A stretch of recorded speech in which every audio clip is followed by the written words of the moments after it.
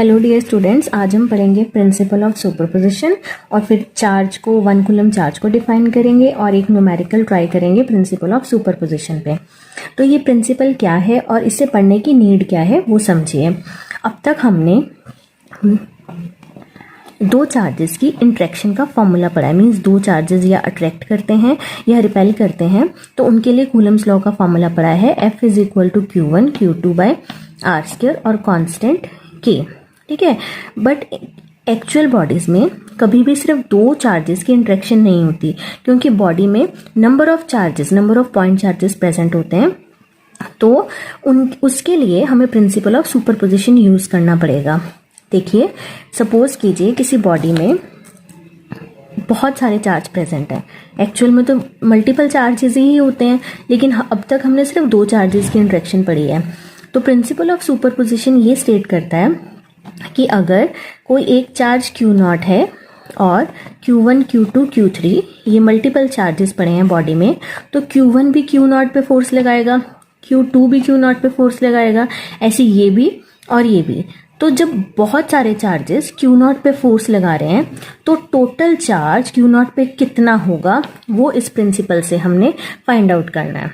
ठीक है, तो प्रिंसिपल ऑफ सुपरपोजिशन क्या करता है, क्या स्टेट करता है कि force on a this test charge due to group of point charges is equal to sum of all the forces. Means force देखिए, 0 पे जो लग रहा है, Q0 पे जो फोर्स लग रहा है 1 लगा रहा है, प्लस 0 पे जो फोर्स लग रहा है 2 सेकेंड चार्ज लगा रहा है, फोर्स जो Q0 पे लग रहा है 3rd चार्ज लगा रहा है, सो ऑन। फोर्स जो Q0 पे लग रहा है nth चार्ज बॉडी में जो पड़ा है वो लगा रहा है। इन सब के वेक्टर सम को अगर हम सॉल्व कर लें, अलजेब्रिकली ऐड कर दें, तो पता चल जाएगा टोटल फोर्स Q0 पे बाकी सारे ऑल अदर पॉइंट चार्जेस जो हैं, ऑल अदर पॉइंट चार्जेस, वो Q0 पे टोटल फोर्स कितना लगा रहे हैं वो F है। This is called principle of superposition. ठीक है, तो इसे और आप डीप में समझिए। कंसिडर करते हैं एक कोऑर्डिनेट सिस्टम, यहाँ पे x एक्सिस और इधर y एक्सिस। तो हमने बॉडी में कोई भी एक चार्ज को टेस्ट चार्ज मान लिया, जिसे मैं Q0 बोल रही हूँ। Q0 से एक वेक्टर ड्रॉ किया और वेक्टर की ओरिजिन से जो पोजीशन है उसे हम बोलते हैं पोजीशन वेक्टर, उसे रिप्रेजेंट कर दिया R0 से। फाइन, बॉडी में कोई और चार्ज कंसिडर किया, पॉइंट चार्ज Q1, उसका ओरिजिन से जो पोजीशन वेक्टर है वो है R1। ठीक है, Q1 Q0 पे जो फोर्स लगाएगा उसकी डायरेक्शन यहाँ पे होगी। Q1 ने जो Q0 पे फोर्स लगाया उसे रिप्रेजेंट करेंगे F01 से, means force acting on the Q0 charge by the Q1 charge. ठीक है, R0 पोजीशन वेक्टर था, R1 पोजीशन वेक्टर है, लेकिन इसको रिप्रेजेंट करने के लिए हम यूज करेंगे डिस्प्लेसमेंट वेक्टर। डिस्प्लेसमेंट वेक्टर कैसे लिखते हैं? फाइनल पोजीशन, जब यहां से यहां पे लग रहा है, फाइनल पोजीशन है R0 minus initial position R1। Fine, ये जो यूनिट वेक्टर है ये डायरेक्शन बताता है डिस्प्लेसमेंट वेक्टर, इसे मैं ऐसे भी लिख सकती हूँ R10। इसकी डायरेक्शन उस वहीं पे होगी जहां पे F01 की डायरेक्शन है। ठीक है, सपोज कीजिए कोई और अदर चार्ज Q2 जिसका ओरिजिन से पोजीशन वेक्टर है R2। Q2 भी Q0 पे फोर्स लगा रहा है, उसकी डायरेक्शन यहाँ पे होगी। फोर्स लग रहा है Q0 पे, लगा रहा है सेकेंड चार्ज Q2, उसे लिखेंगे F02। तो ये डिस्प्लेसमेंट वेक्टर बन गया। इसकी क्या पोजीशन होगी, मतलब इसे कैसे लिखेंगे? फाइनल पोजीशन है R0 माइनस इनिशियल R1। ठीक है, ये हो गई सेकेंड चार्ज के लिए डिस्प्लेसमेंट वेक्टर। इसे ऐसे लिखते हैं R10, इसकी डायरेक्शन होगी F02 की डायरेक्शन में। फाइन, ऐसे ही रेंडमली मैंने कोई बॉडी में nth चार्ज कंसिडर कर लिया Qn, जिसका ओरिजिन से पोजीशन वेक्टर है Rn। ठीक है, अब Rn Q0 पे फोर्स लगाएगा ऐसे, उसकी डायरेक्शन यहाँ पे होगी, उसे कैसे लिखेंगे? F0 n, और उसका डिस्प्लेसमेंट वेक्टर कितना होगा? R0 minus Rn। क्लियर? अब देखिए प्रिंसिपल ऑफ सुपरपोजिशन का फॉर्मूला मैंने भी आपको बताया था, F is equal to F01 plus F02 plus F03 so on up to F0n। इसका मीनिंग मैं आपको फिर से क्लियर कर देती हूँ कि फोर्स जो Q0 चार्ज पे लग रही है, Q1 भी लगा रहा है, Q2 भी लगा रहा है, Q3 भी, अप टू Qn, ये सारे चार्जेस Q0 पे फोर्स लगा रहे हैं। तो Q0 पे जो टोटल फोर्स है F, वो इन सब की जो अलग अलग फोर्सेस हैं उन सबको अगर ऐड कर देंगे, उनका जो वेक्टर सम है वो उसके बराबर होगी। This is called principle of superposition. ठीक है, अब हम निकाल रहे हैं F01 by using Coulomb's law. Coulomb's law state करता है force is equal to 1/4 pi epsilon naught product of two charges divided by R square, और डायरेक्शन के लिए यूनिट वेक्टर। तो दो चार्जेस इसमें कौन से इन्वॉल्व हैं, Q0 और सेकेंड Q1। तो Q0 डिवाइडेड बाय Q1। देखिए बच्चे डायग्राम में ये Q1 था, ये Q0 था, तो इनके बीच का जो डिस्प्लेसमेंट वेक्टर है वो क्या है, R0 माइनस R1। तो मैं इसे कैसे लिखूंगी, R0 माइनस R1। मैग्नीट्यूड में ले रही हूँ तो यहाँ पे क्यूब लिखूंगी और ऊपर लगाऊंगी वेक्टर। अगर मैं यूनिट वेक्टर की टर्म्स में लिखती तो मैं यहाँ पे स्क्वायर लिखती। ठीक है, और R0 मैं आपको फिर से बता रही हूँ, R0 R1 को हम R1 0 भी लिख सकते हैं। ये पोजीशन वेक्टर है, मीन्स इसे जब आप खोलेंगे डिस्प्लेसमेंट वेक्टर तो यही वैल्यू बनेगी, तो आप कैसे भी लिख सकते हैं। This is equation first. अब मुझे क्या निकालना है, F02 means force Q0 charge पे कितना लग रहा है, जो Q2 लगा रहा है। इसका मीनिंग वो है चार्ज कौन सा आएगा, Q0 और सेकेंड Q2। ऐसे इसकी position vector sorry displacement vector R0 minus R2, magnitude का cube R0 minus R2। This is considered equation 2। ऐसे ही हम करते जाएंगे तो nth तक पहुंच जाएंगे, क्योंकि बॉडी में nth चार्ज प्रेजेंट है n तक। इसे ऐसे लिखेंगे,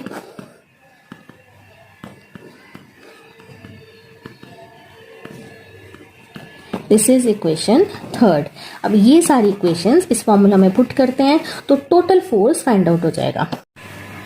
total force F is equal to 1/4 pi epsilon naught. देखिए 1 में भी Q0 था, 2 में भी Q0 है, 3 में भी होगा, n में भी Q0 होगा, और 1/4 पाई एप्सिलॉन नॉट भी सब में है।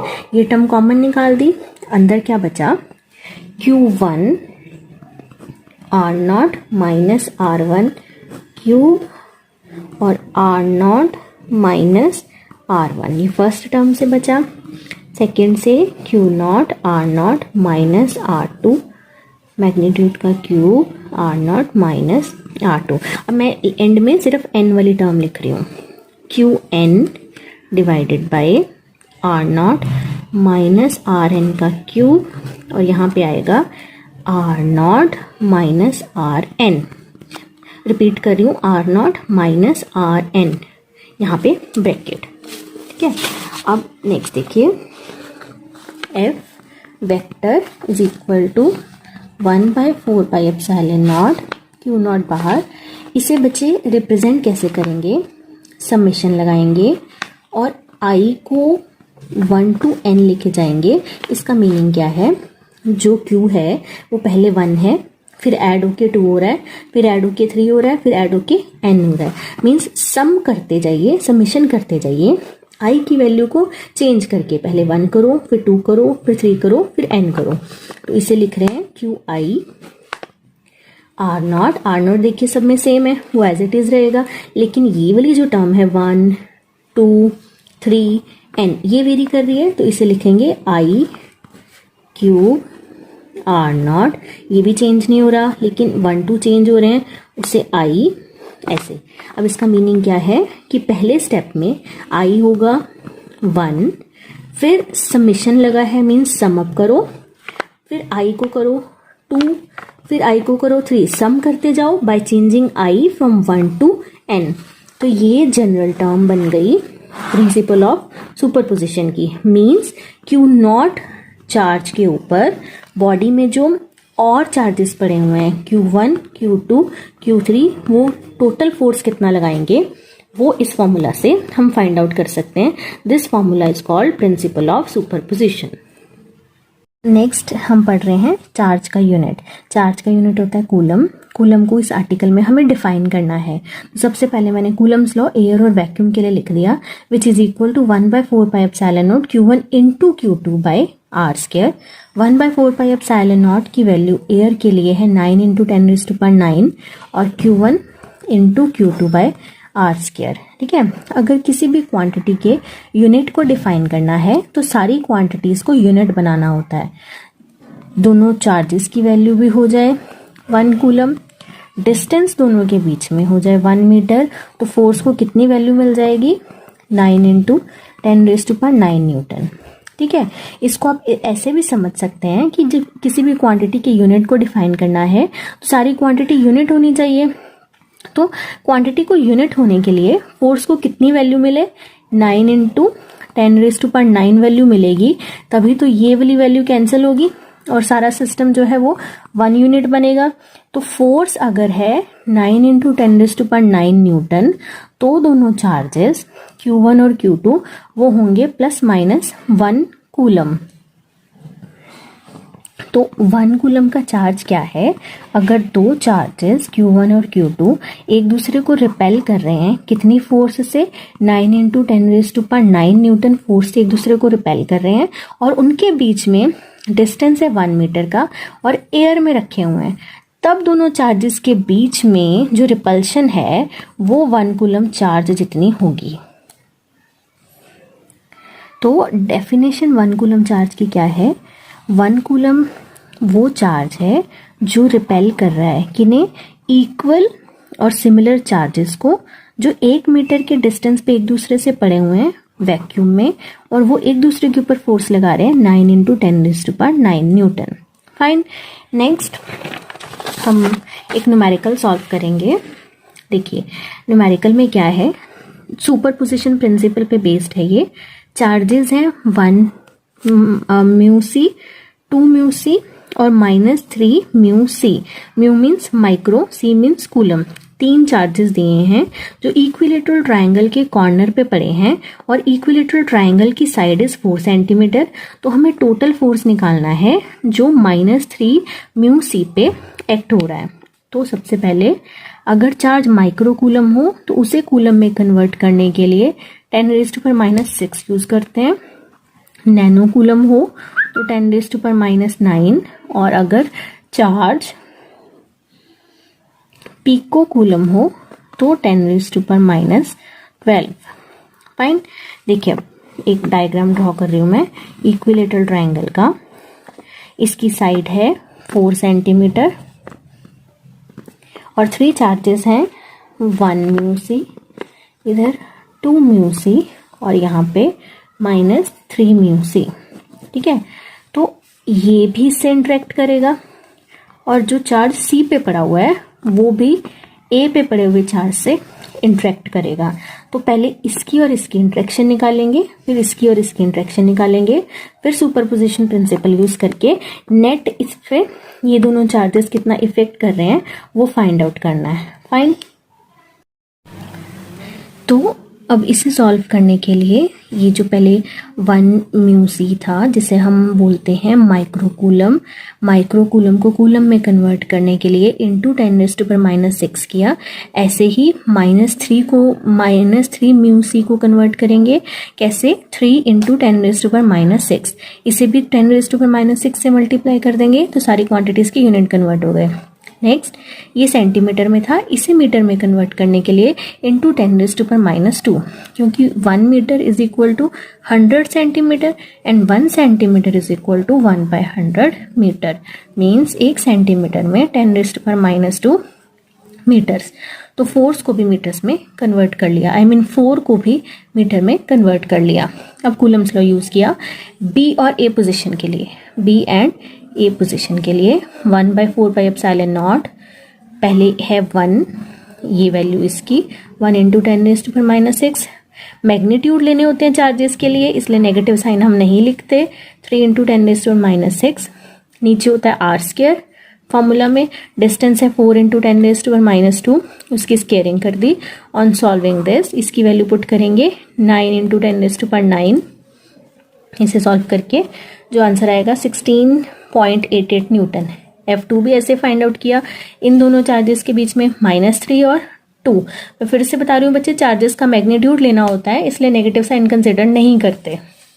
F2 को सॉल्व किया तो वैल्यू आएगी 33.75 न्यूटन। अब नेट फोर्स फाइंड आउट करनी है, उसके लिए क्या करेंगे, -3 1 को रिपेल कर रहा है तो एरो इधर आएगा, ये है F1।